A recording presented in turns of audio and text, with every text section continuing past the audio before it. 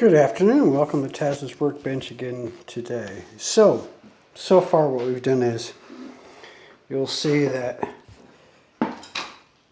this edge is taped up and that edge is taped up. Now these edges have been matched to the body on both of those sides, and now what we're going to do is we're going to match the lid edge up to the body.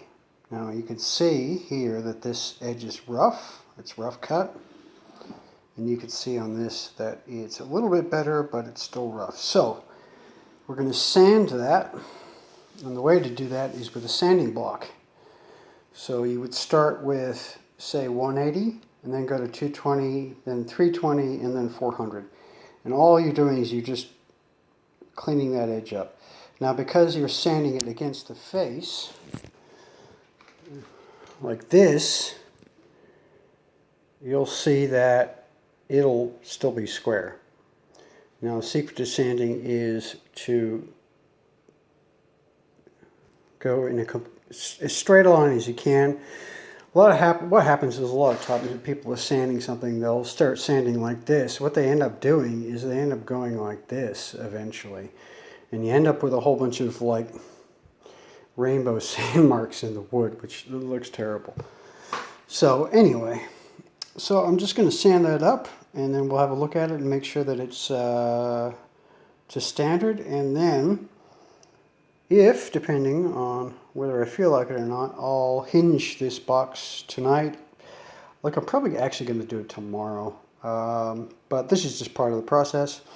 And so when I'm done with this, the whole outside of the box and the inside of the box have been done to 400 grit sandpaper.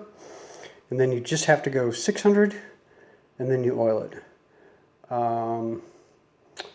And yeah, alright, so I'll pause this and I'll just have a go at this for a little while, and I'll show you the difference between the sanded and unsanded side. Just a second.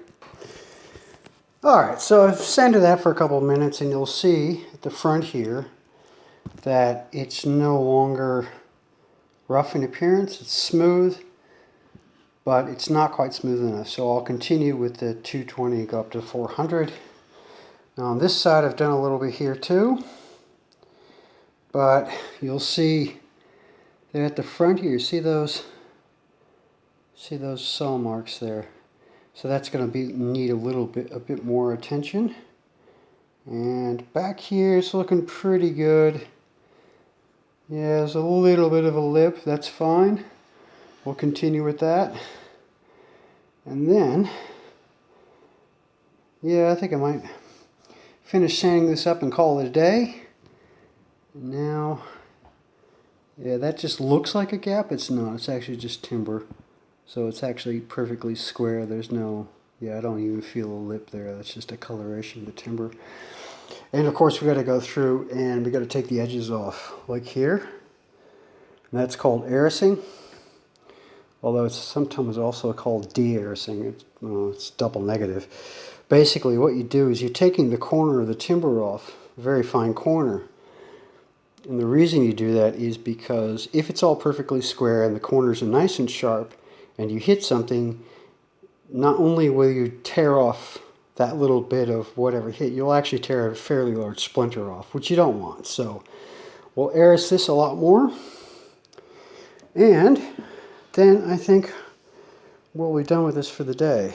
And should turn out really well when it's done, I think. Oh, there's a little bit of a lip there. Okay, no problem. I'll fix that too.